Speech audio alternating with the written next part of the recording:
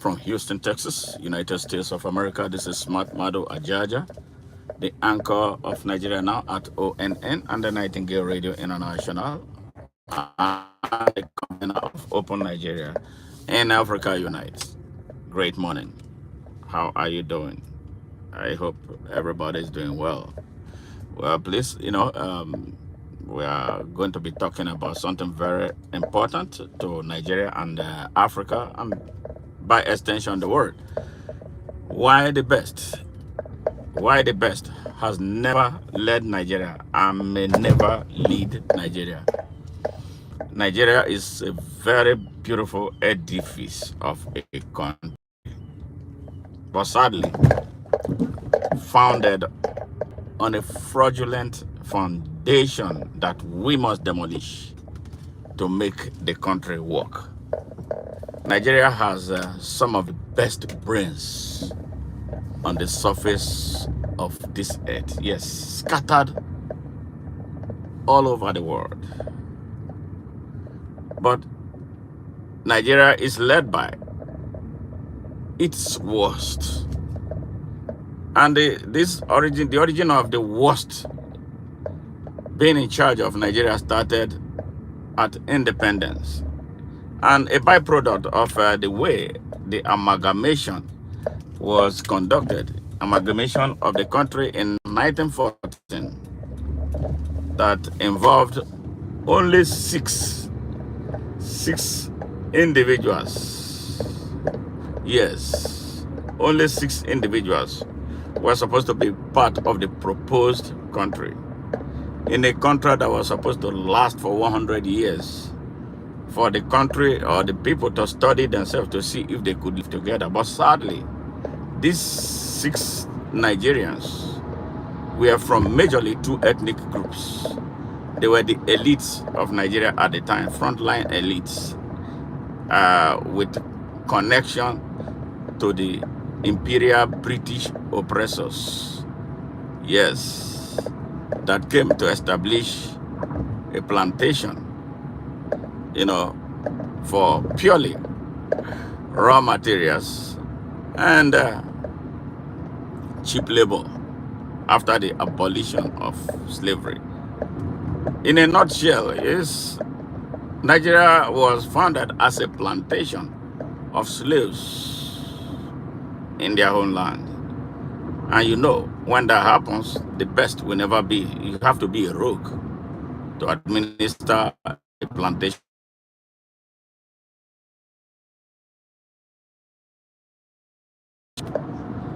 During the period when the two parts of Nigeria that the British called Northern and Southern Protectorates were in this union that was to last for 100 years, and which actually effective by Imperial Britain had an upper hand, and were able to galvanize a kind of alliance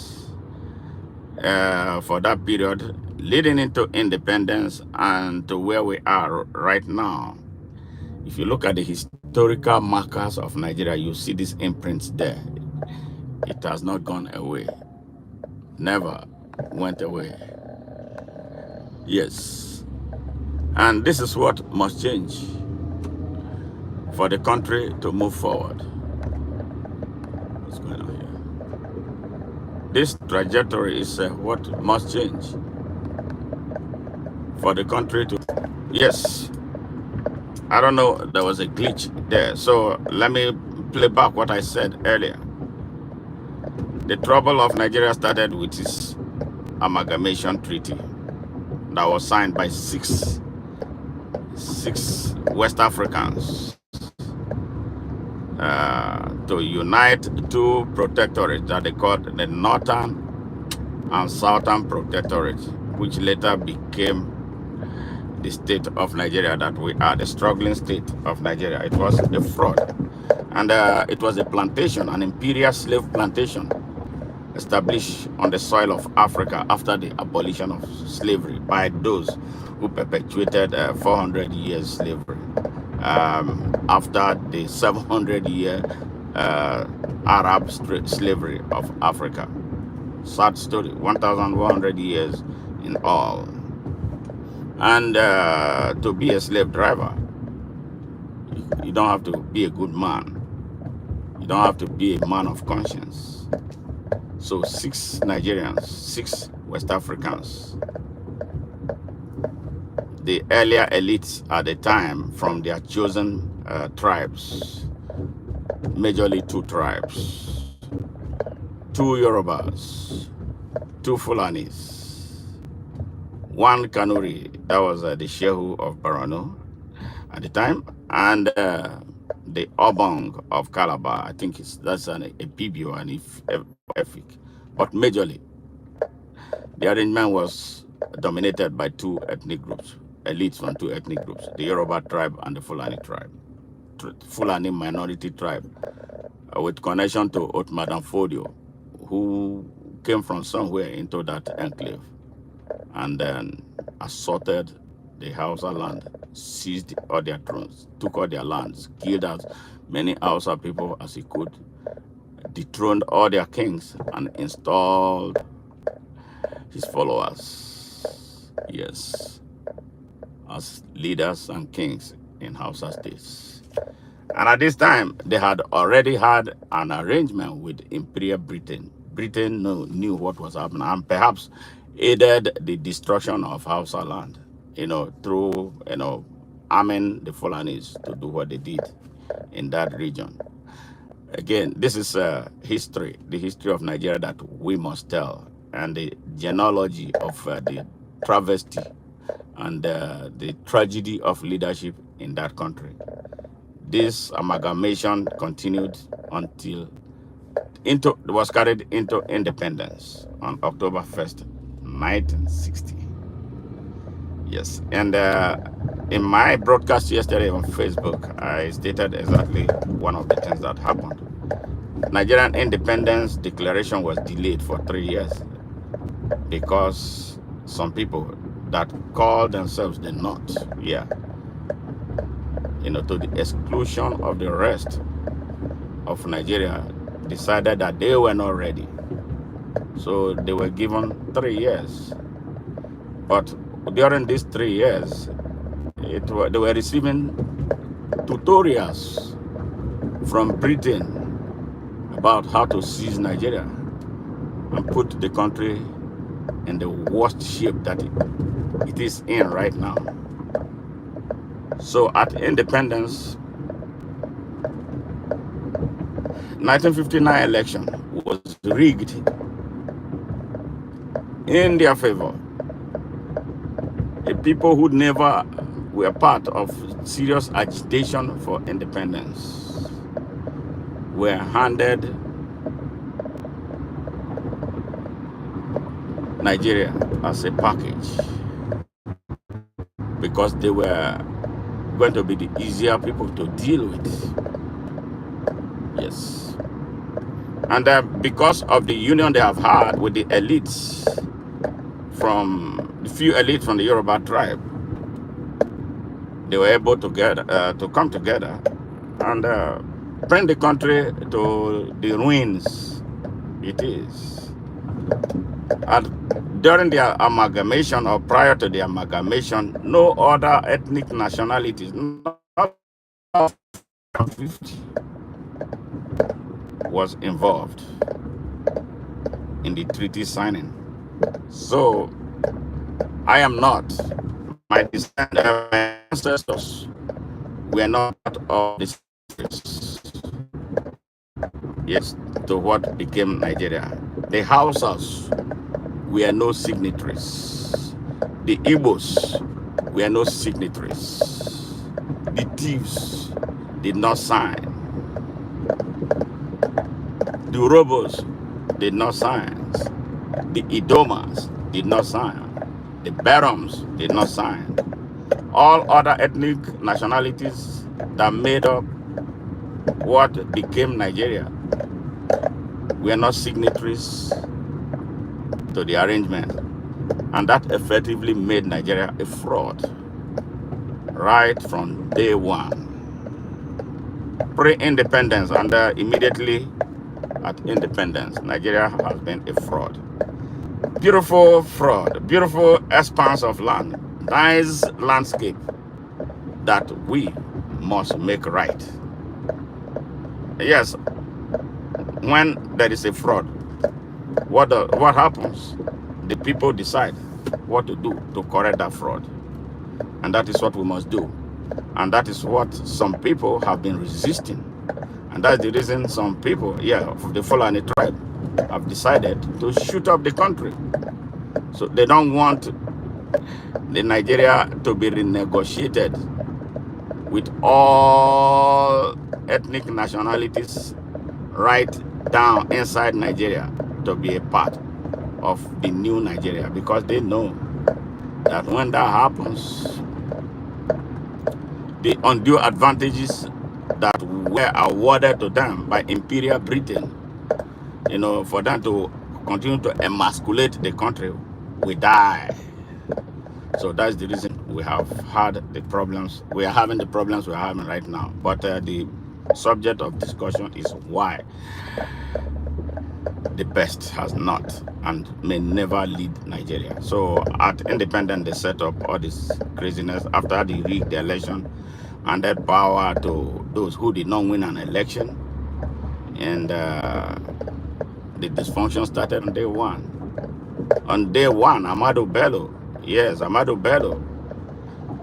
the leader, the Fulani leader of Madam Fodio Fulani leader, who imposed himself as the leader of the North, made a hate speech, a very terrible hate speech, against the Igbos in Nigeria. That Igbos are domineering. They want to seize everywhere that they find themselves. They will take charge. And the British reporter was asking him, this is a new country. Why are you making this type of provocative statement? He was adamant. And that was where the first bullet that was fired in the head of Nigeria was fired. All right? Tafawa Balewa became Prime Minister. I think Nnamdi Azikiwe did not even know what he was signing up. He was more interested in being a president of Nigeria. He didn't understand the parliamentary system of government. I'm so surprised, how he, after all that he did for the country, he was pushed to the curb as a mere ceremonial president with no executive powers. He was only wearing a field marshal uniform. I hear the British man who was interviewed was saying that Zik was obsessed with wearing the ceremonial uniform, not knowing that there is no executive power associated with that uniform. When he discovered, it was too late. And he was told that Tafawa Balewa was the man with executive power. All right? And then Nigeria started. Let me give it to Balewa. I think he was a humble man, very well-spoken man, well-lettered. You hear him speak, he has a good command of what he was speaking. But sadly, he wasn't able to bring the country together as a leader because Amadu Bello was breathing down on him from where he was as the premier of northern Nigeria. So this man was just like a lame duck prime minister of Nigeria. And the trouble started in the southwest of Nigeria with a feud between the leader of the Yorubas, Chief Obafemi Awolowo, and Ladoke Akintola, who was the premier then of the Western region. Yes, Awolowo was the first premier. After his tenure, he handed over to Ladoke Akintola. Now, Ladoke Akintola was in an alliance with Amadu Bello. For some reason, Amadu Bello started putting his fingers in the west of Nigeria, instigating Ladoke Akintola against Awolowo. So the feud started. That's when you hear Wild West. There was so much killing. The rest of Nigeria was peaceful. Nothing was happening. There was no violence. Things were moving well in the east of Nigeria, eastern region, and northern region essentially. But the west became a hot boiling oil between Awolowo and Ladoke Akintola. And that was what provoked the young military officers in the independent Nigerian army. Yes, that's at independence. Military officers led by Major Kaduna Patrick Nzogo decided that the country was drifting and so dangerously too, and the corruption was being fingered too. And a plan by the young officers through an intelligence report that they received about the planned Islamization at independence of Nigeria, being orchestrated by Amadu Bello, the grandson of Othman Fodio, who invaded the Hausa land, and took over the Hausa land, killed their kings, dethroned them, and installed Fulani kings, emirs, and then the sultanate in Sokoto. So, which means this grandson wanted to expand the mission of his grandfather to institutionalize Islam, political Islam in Nigeria, with which they will administer the whole of Nigeria. So these young men caught this, and they decided that Nigeria was a secular country. Nigeria was an all-encompassing country. Nigeria was supposed to be the face of Africa, and so they will not allow that happen. So they preemptively went into action and seized power in 1966. They seized power in 1966. And then it was a bloody coup that led to the death of some people, including Amadu Bello, the first man who shot Nigeria in the head and killed Nigeria to the point where it is right now. The effect of what he did, his hate speech against a strategic part of Nigeria that killed so many people, millions. We're talking about some million people. He was killed in that coup. But the ever corrupt Nigerian media, driven by tribalism, because the drivers of Nigerian media had always been from one section of the country, especially with ties to those who started the earlier plans to destroy Nigeria. They were in that alliance that started in 1914. They tagged the coup an Igbo coup. They tagged the coup an Igbo coup. Even if there were Yorubas, there were Hausas, there were thieves, there were some Fulanis involved with the execution of the coup. They called it an Igbo coup. And even if the man who was to be prime minister of Nigeria, by virtue of what they plotted, was Obafemi Awolowo, a Yoruba man, not an Igbo man.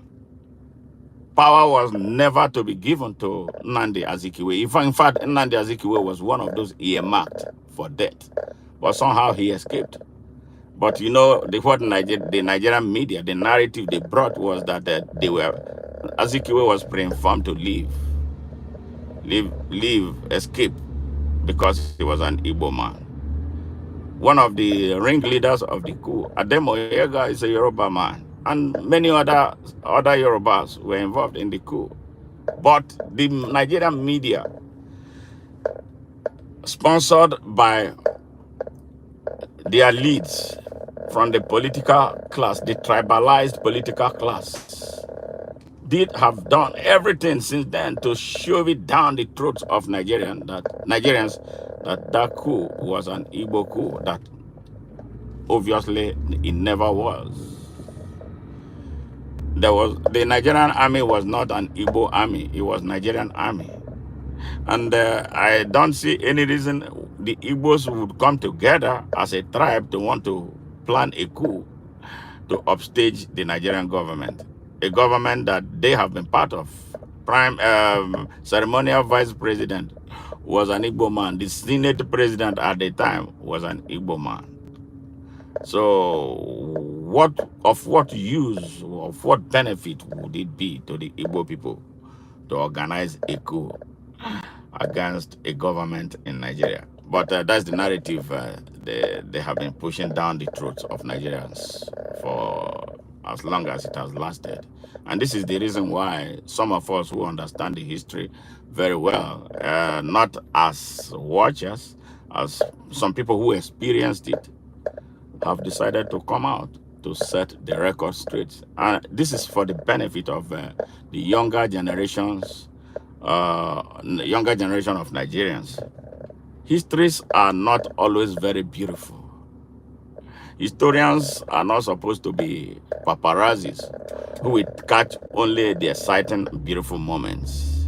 History must be told the way events unfolded. And that is exactly what we are doing.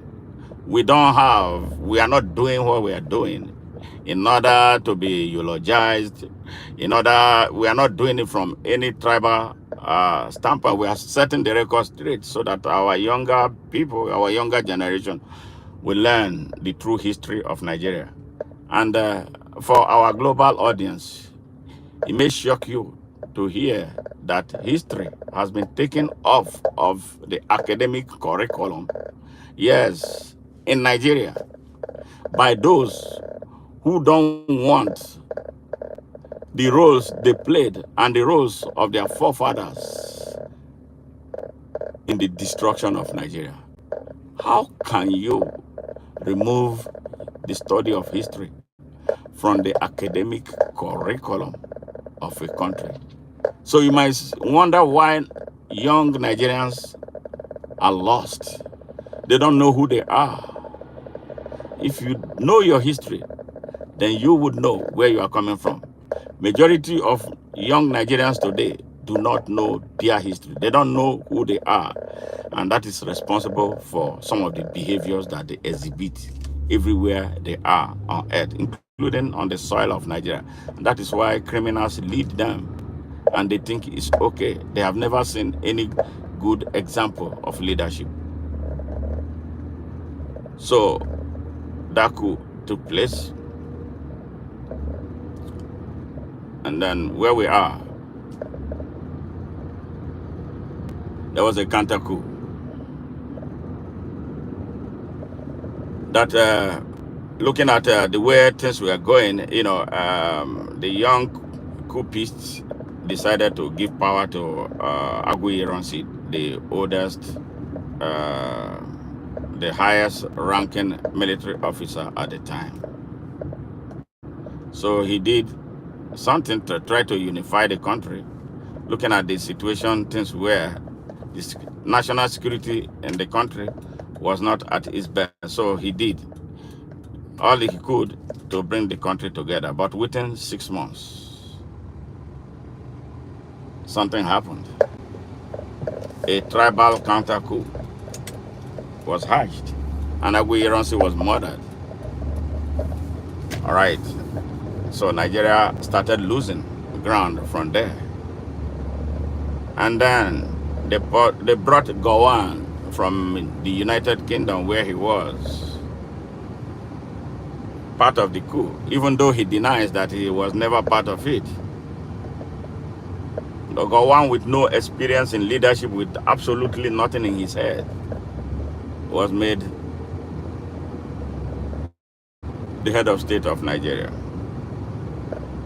He was there until 1975, when they decided that he was not Fulani enough, because he came as an Ottoman Fodio Fulani. They call them Northerners. Can you see? We are talking about Nigeria. Some people come and tell you about Northerners, Northern interest. The North has to agree to everything. And that was what the British created, because they never wanted a Nigeria that will work. That was where the dysfunction started. So Murtala Mohammed, the war criminal, I just decided to leave the war part of it, the genocide that they call war. Murtala Mohammed, the war criminal who killed thousands of Igbos on daily basis, thousands of defenseless and harmless young Igbo children. Yes, became head of state, 1975. It didn't last long, and there was a counter coup from soldiers who were loyal to Gowon. Now the division started getting deeper. Now among them, who claimed to be Northerners instead of Nigerians. Murtala Mohammed was killed, but the coup did not quite succeed, and there was a counter coup. The Fulani Osman and Fodio children came back. All right, and guess what happened? Because there had always been an existing alliance. When they decided, they brought Obasanjo as head of state in 1976. Obasanjo was head of state of Nigeria between 1976 and 1979. And his leadership was dogged by corruption. We talk about 1.4 million barrels of oil that was missing up to date. Nobody knows anything. Nobody was held accountable for that fraud. Then he handed over power in 1979 to Shehu Shagari. Shehu Shagari has always been a beneficiary of the Nigerian system because of the way the country was disjointed, because of the dysfunction that the imperial British occupiers and exploiters of Nigeria and the Nigerian people injected into the Nigerian system. Shehu Shagari became head of president of Nigeria. And it wasn't without controversy, the process leading him to becoming the president of Nigeria. Under him, corruption went haywire. With Umaru Diko, yes, late Umaru Diko now, as Minister of Transportation, calling the shots, so much fraud. And then came Muhammadu Buhari on the 31st of December 1983. Muhammadu Buhari seized power. Muhammadu Buhari is a Fulani. You see the trajectory of Fulanis is either they are directly or remotely in power through their stooges. Muhammadu Buhari took over. He came with Tunde Diabu. They came with hammers in their hands. Nigerians were being flogged. They say they declare war against indiscipline. You know, gross abuse of the people's fundamental human rights. Soldiers became something else. They were flogging. They had no respect for anybody. They would flog and beat and maim unchallenged. He ruled with iron fist. And his leadership at the time was actually also dogged with corruption. He was the one behind the 1.4 million barrel of missing oil. All right. And then he declared war against drug trafficking. He made a decree that was backdated to kill some targeted Nigerians that were allegedly involved with drugs. Yes, slaughtered those Nigerians. To stamp his authority, to warn the people of Nigeria what he could do. And people were singing his praises, not knowing what he represented. And then came with 53 suitcases belonging to an emir in the north. Yes, the emir of Gwandu. 53 suitcases that were supposed to be searched. They said it involved, it either was something with a lot of money or drugs were involved in the contents of those bags. But those bags were not searched. Buhari looked the other way, and the fraud went through. And then in 1986 came another one. They call Ibrahim Babangida. They will always claim ties to the Fulanis in order to do what? To be validated as Nigerian leaders. He came, ousted Buhari, and actually institutionalized fraud. In fact, he was written on the marble. That was where fraud, what we call 419, advanced free fraud. It was Ibrahim Babangida that made it legal. And it destroyed a whole generation of young people. That was when the likes of Fred Ajudwa from my state, Delta State, came up. What were they doing? Frauds. And traditional rulers were lining behind him. He was collecting chieftaincy titles left, right, and center. Yes.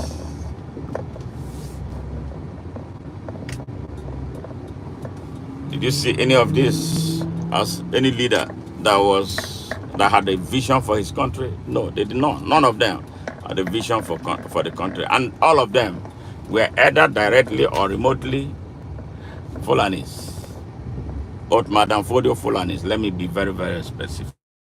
There are Fulanis who were in Nigeria long before the Madam Fodio brigands came. These people have no respect for anybody, no respect for the rule of law, no respect for fundamental human rights. They destroyed the Nigerian armed forces. They operated with the army. Nobody challenges them. They will unleash. They altered the dynamics and they control and command infrastructure of our country's armed forces. They ruled with iron fist. Yes.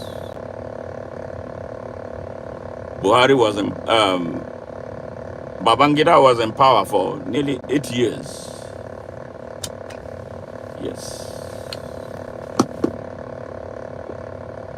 And we went through 8 years of an endless transition to civil rule. He wasted billions of dollars, naira, to pursue an illusion that he knew was not going to work by his own design. The country we saw the upsurge of finance houses, clearing houses for financial crimes. Young people were not interested in looking for jobs. They were more interested in making fast money. That was how a whole generation was destroyed. That was how a whole generation of young Nigerians took to criminality. We are not criminals by nature. We have terrible leadership. corrupt leadership, morally bankrupt leadership. Those who came with the intention and the mission to fleece Nigeria to death. And they did a great job at that. For 8 years, Babangida destroyed Nigeria uninterrupted until people started asking a lot of questions. And then he decided to step aside. When he stepped aside, what happened? He decided to bring Ernest Shenokon, a Yoruba man. All right, remember, again, go back to the history of Nigeria about what we said about those who signed the amalgamation treaty. It has always been them. It has always been them. That alliance is still being oiled today. That alliance involving the British is there. A British young man was interviewed, an old man now. You know, when they are about to die, they will start confessing. He came and talked about the role he played in what became of Nigeria. He said that the British were in a very strong, have been in a strong alliance with the Osman and Fodio Fulanis.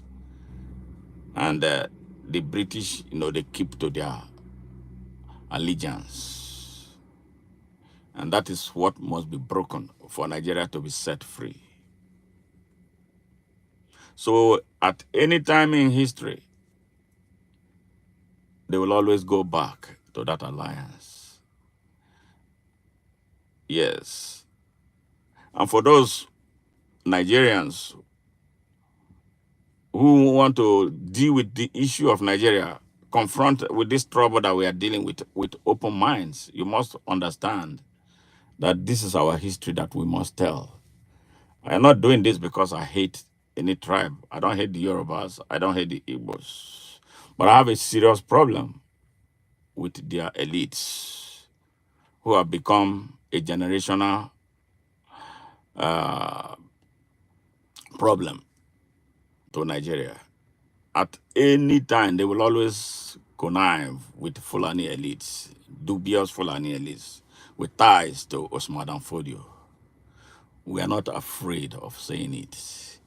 Nigeria is at a very dangerous point in its history, and its truth story must be told. 64 years after, we are still grappling with problems associated with tribalism and religious nationalism. It's a shame. And you call yourself an elite of Nigeria. You come with the hammer of tribalism, but with the uniform of Nigeria.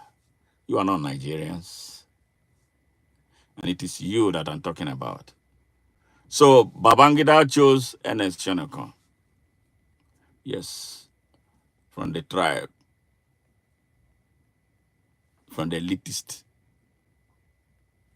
generational elitist group that has always held Nigeria in captivity. He brought him and made him interim president of Nigeria. Shanaka was so handicapped, he couldn't do a damn thing. Abacha was waiting in the corner.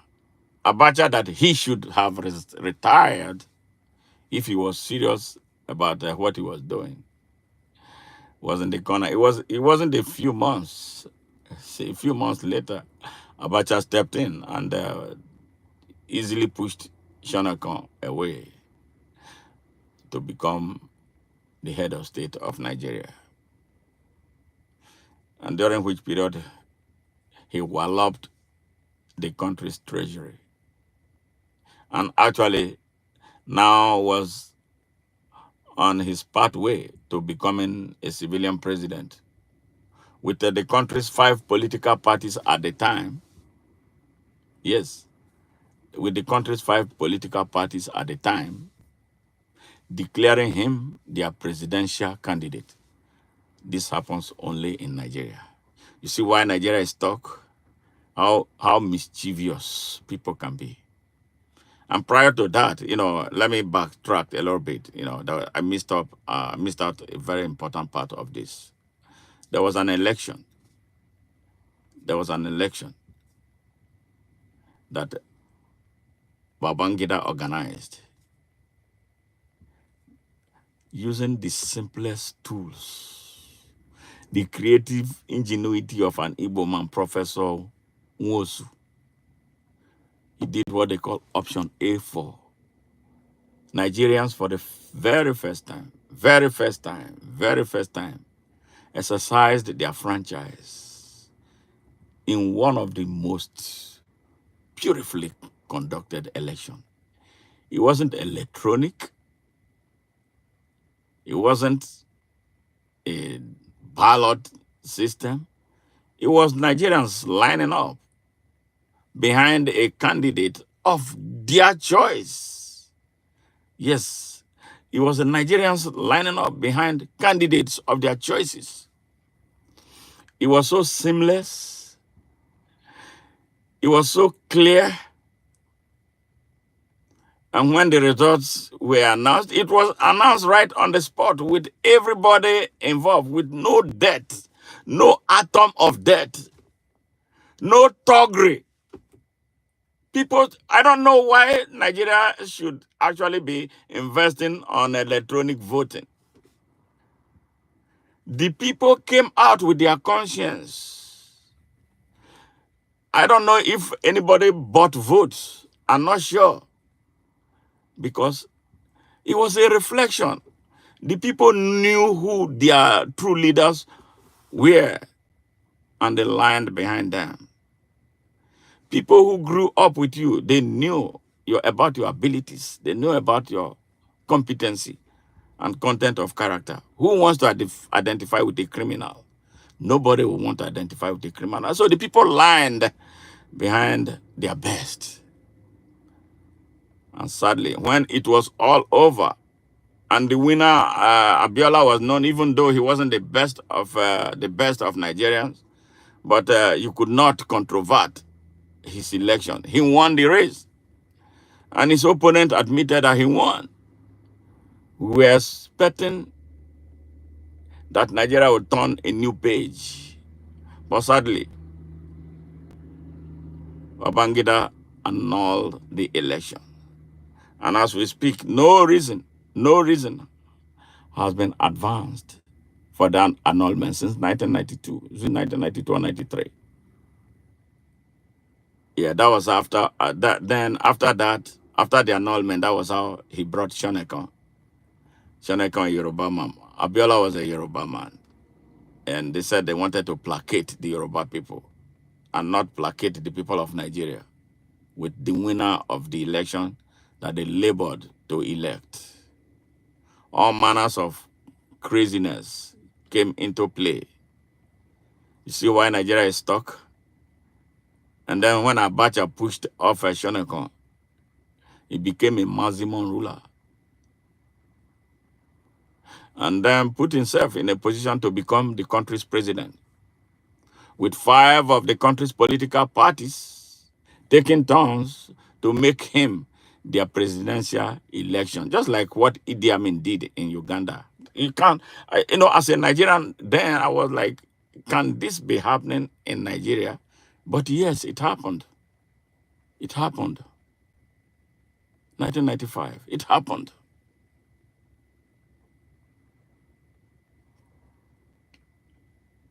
And then we continued. The country started going down hills.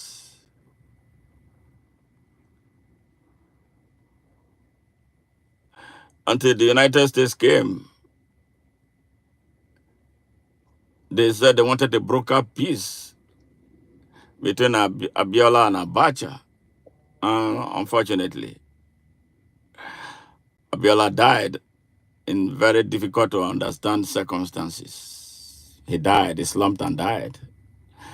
I don't know what killed him. A lot of things were said about how he died and what they thought was behind his death. It wasn't, I think a few months later, too, Abacha went and died. Now, the country was faced with another crisis. Abdul Salam immediately stepped in. Under Abacha, so many killings, so many extrajudicial killings, oppositions died. A lot of people ran away from the country. It was like a nightmare. You know, some people celebrate Abacha today as the best that has ever happened to Nigeria. The reason is because we have never had the opportunity of being led by a good leader.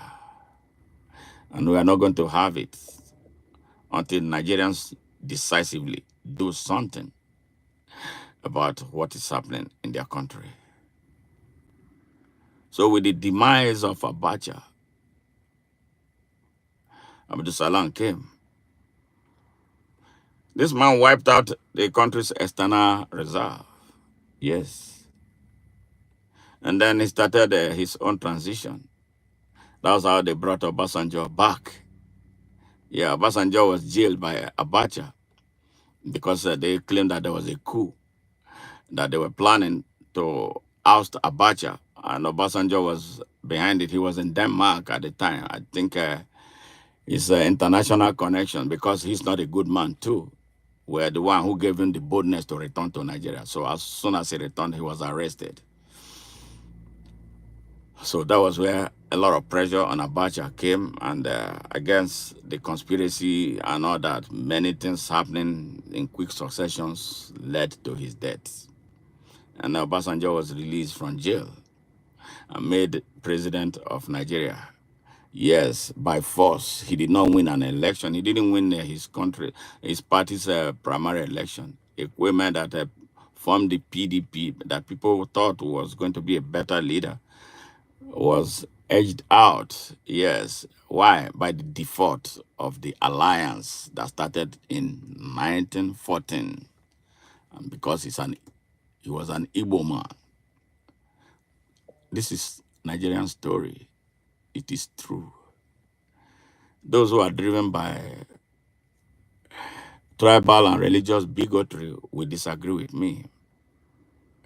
But those who were the players knew, and we all knew what happened.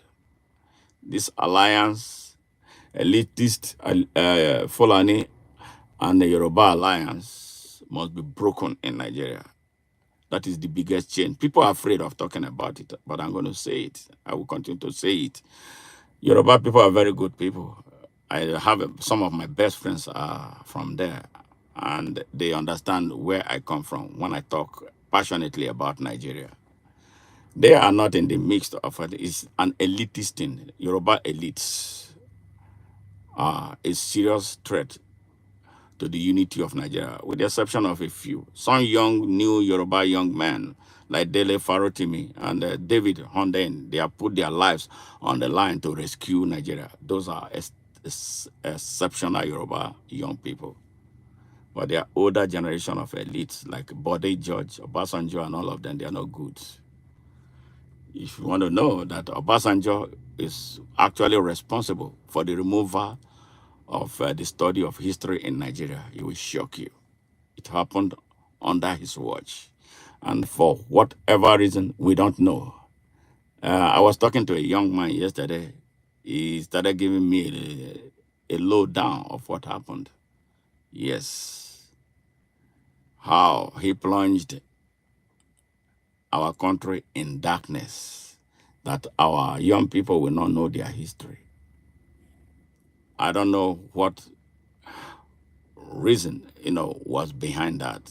I don't understand it. I live in the United States where people take pride in studying the history of this country.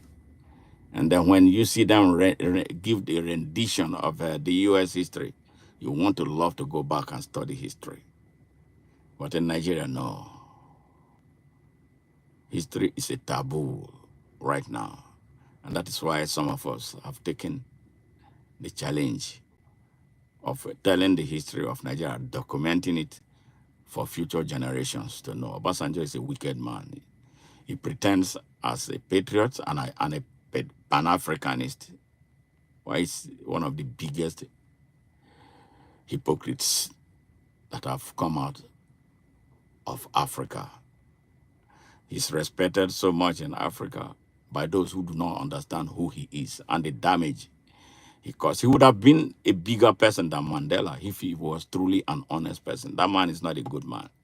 It's one of the big problems Nigeria has. And he won't shut up his mouth.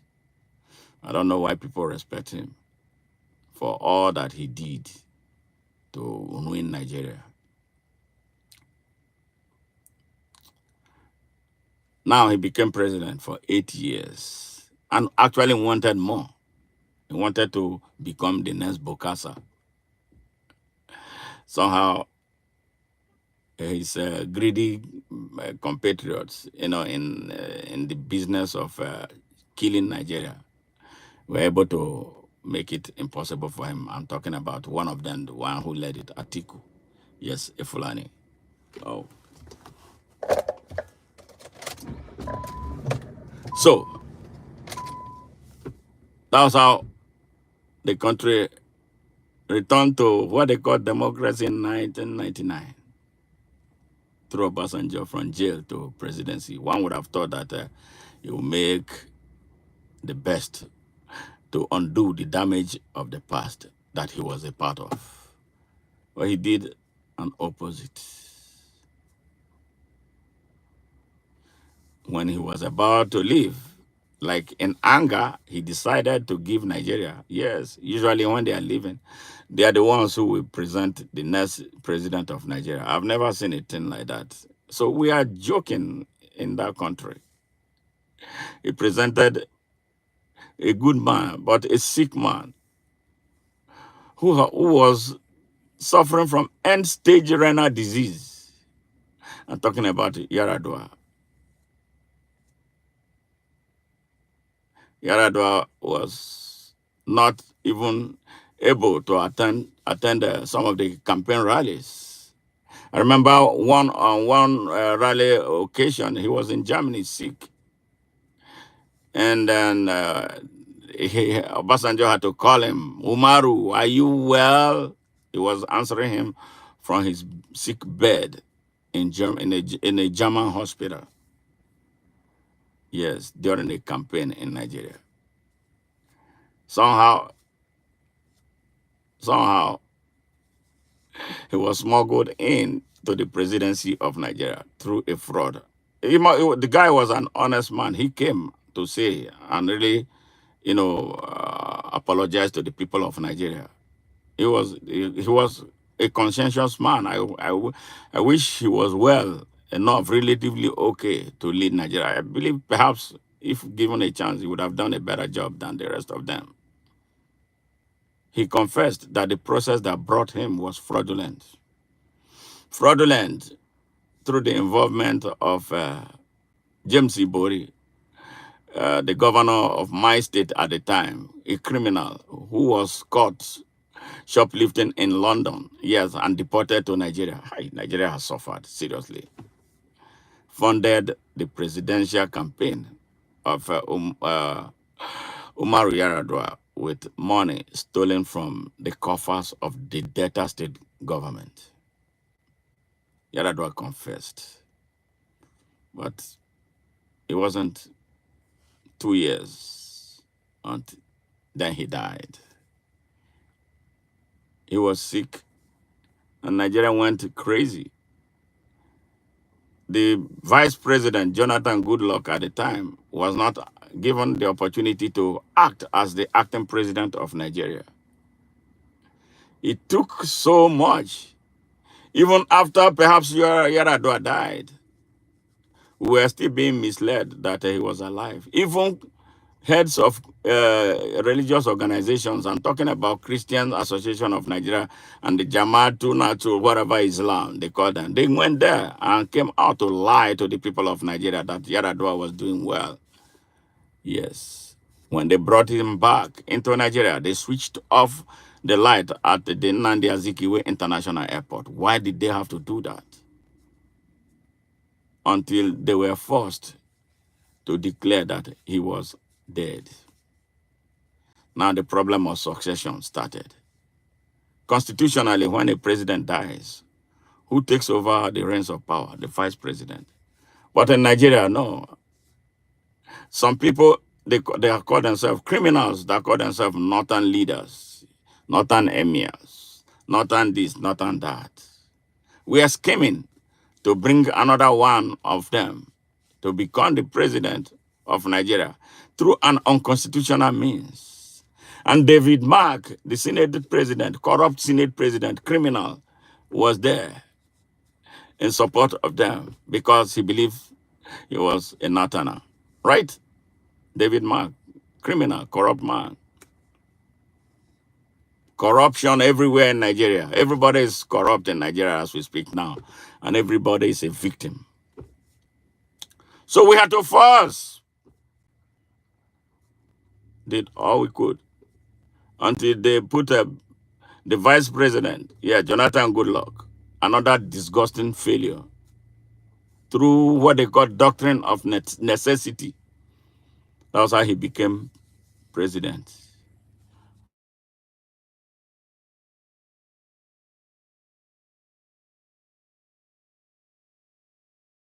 As president, served off Yaradua's tenure, and then stood in an election, a standalone election on his own, which I would describe as a blackmail, a national blackmail for Nigeria, for at least a change of guard from the Fulanis to somewhere else in Nigeria. It turned out to be a disaster. It turned out to be a disaster. He came here in Houston. I remember being in the same room with him. We told him everything that will make Nigeria work. He agreed and went home and did a direct opposite of everything that we had told him. We had agreed to liberate the whole of Nigeria from the chains of these criminals. Instead he started dining with them. Now he was already planning for his own second term. You have served 2 terms of Yaradua. You were elected on your own for another term of 4 years, which means you have had 6 years. And within 6 years, you were not able to do a damn thing. And he wanted a second term. The criminals from the north that call themselves northern leaders came. They never believe in Nigeria. It's everything like in the north is another country in Nigeria. The north has always been in competition with the sovereign Nigeria. And that north has a special relationship with Imperial Britain. Then Imperial Britain will come and say they have a diplomatic relationship with the sovereign Nigeria. You see why we must kick Britain out of our lives in Nigeria, the way America kicked them out and became a superpower. Britain is an Achilles heel that we don't need in the life of Nigeria. They do this because it is what is stolen from Nigeria that drives their economy. Nigerian leaders, we don't have the leaders that are thinking because they put rogues in power, rogues that they can manipulate, rogues that they know their history, and that those history can be used against them. Those are the ones they like. You see, when a Nigerian man aspiring to be president of Nigeria will go to Chatham Hell of House to outline his agenda for Nigeria. Has any Briton ever come to Nigeria who is aspiring in a British prime minister, an aspiring British prime minister, come to Nigeria to deliver an address outlining his economic policy? No, it's only Africans. We are still in their school that we cannot graduate from. We have learning problems. Not me, the criminals, the retards that the imperial forces have always put in power as leaders in Nigeria. It's time to stop this nonsense. So good luck was president for 6 years. He did absolutely nothing. And Nigeria was heading towards a head count, a national census. The man in charge, Dr. Festus Odomegu, had biometrically mapped out Nigeria for true counting, the first scientific counting, head count, perhaps in the world, for us to know the actual number of Nigerians that we need for strategic national planning and not for any other thing. But no, these criminals who call themselves northern leaders, northern emirs, northern sultans, always have had this nonsense that was created, that they were more in number. A theory that has defied biology and reproductive science. How can that happen? So they want to sustain that lies, and they don't want the true head count of Nigerians. They put Islamic injunctions to prevent the real head count of Nigeria. So they will not have it with Festus Odomegu as the chairman of the country's National Population Commission. They told Jonathan Goodluck to remove him in order that they would back him for his second tenure. And he foolishly did that. But he did not know that they had positioned Buhari, the big grandfather of terrorism in Nigeria, the grand commander of Boko Haram in Nigeria, as their choice. So he fired Festus Odomegu and opened the vault of the country's treasury for them to wallop. Corruption was at its worst under him. And then Nigerians call him the best gentle president. They are crazy. Those people are idiots. So when it was over, all of us who had supported him before, we withdrew for him. We withdrew our support. Some went and supported Buhari. Yes.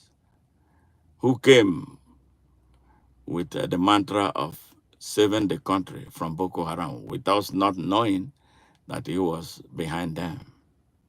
He wrecked the country's economy from where Jonathan left it off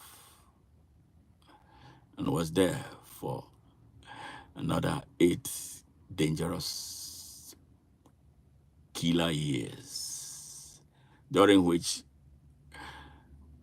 Boko Haram now morphed into Fulani bandits and mercenaries that are now occupying all forests and farmlands and alleys across Nigeria, waiting for a signal to capture the country. And they are doing a great job at that. Kidnapping, killing, raping, robbing indiscriminately. It's taking place everywhere in Nigeria. No place is spared. In Zamfara, you hear where they discovered gold there. That place is hell. What is the same thing is happening in Plateau. Hell all over the place. Fulani mercenaries from outside Nigeria, working with Nigerian Fulanis, Osmadan Fodio Fulanis, holding the Nigerian political space in captivity, have destroyed Nigeria. And the country is effectively occupied everywhere. They are killing. The armed forces of Nigeria is no longer the armed forces of Nigeria. They work with these militants, the terrorists. Any community where they raise their fingers, the army will join them and wipe out that. They did that in Delta State, specifically Okwama in Delta State, with Bola Ahmed Tinubu watching. After his ruinous 8 years, they shopped around. Where did they find out? They went back to that old alliance, the 1914 alliance. Yes, with Yoruba elites. Yes, that produced Bola Ahmed Tinubu.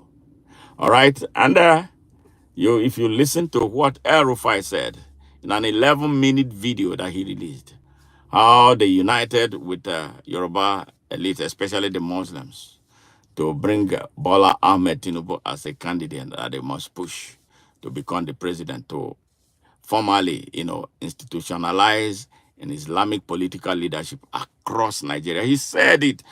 He said it. He said it. That's part of our history. How can that country go forward? Bola Ahmed Tinubu is a U.S. indicted drug dealer, certificate forger, and identity thief. His false record at the University of Chicago State University is there. The case was brought here. But sadly, the FBI in the United States, yes, has failed to release his criminal record here. He lived here in this country. He was part of the drug ring that destroyed Gary, Indiana. Yes, in Indiana State, here in the United States of America. Yeah, you see how will Nigeria be a better place? This is why Nigeria is stuck. He had a challenger in the 2023 election. Yes, the man who actually won the vote, won the election, but was not declared winner. Yes, because of his origin. He's an Igbo man. I'm talking about Peter Obi. The whole of Nigeria, including the people in the north who are tired of being breathed down on, decided to vote for once a true Nigerian president that could lead Nigeria away from this darkness and death that it is in. But the elites of Nigeria, principally from the Yoruba and the Fulani group, they control the army. They control the National Electoral Commission.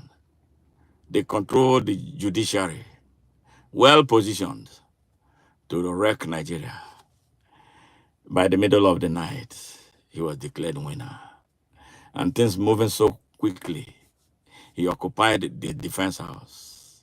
As things unfolded, yes, the fake Sultan of Sokoto, yes, the Fulani Sultan of Sokoto, yes, vowed, threatened, blackmailed Nigerians that nothing will stop the inauguration of Bola Ahmed Tinubu, yes, as president of Nigeria. Why? Because he was a Muslim.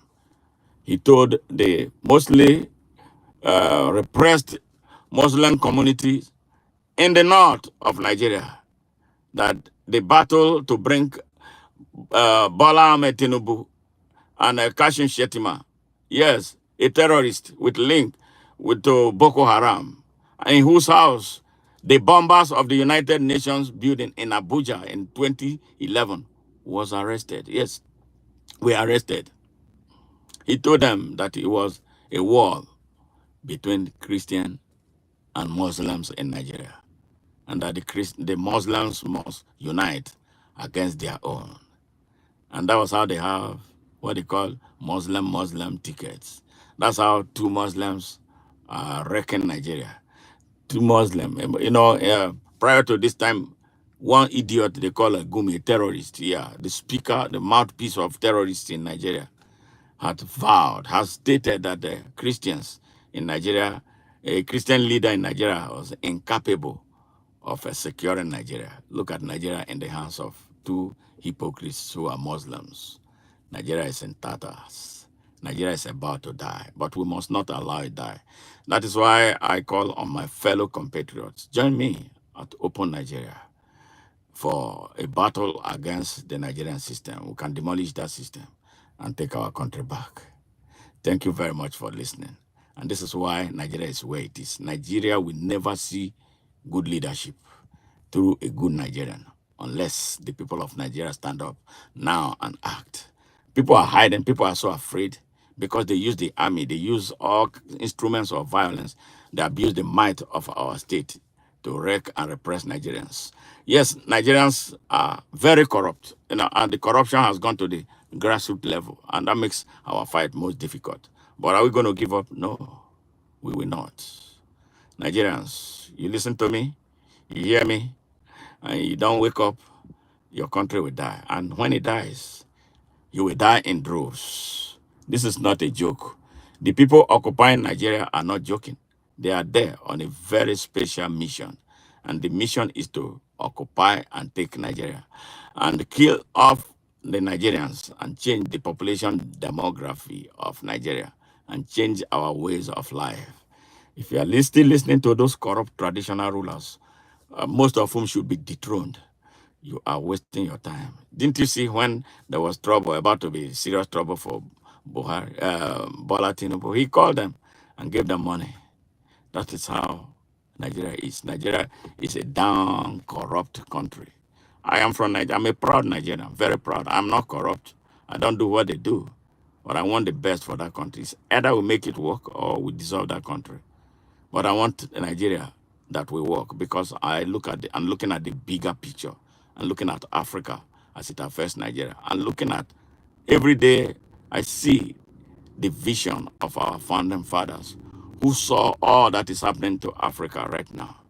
But sadly, they were not immediately able to unite and build one country without borders, with one economy, one reserve bank, and one military that can combat all that is taking place now.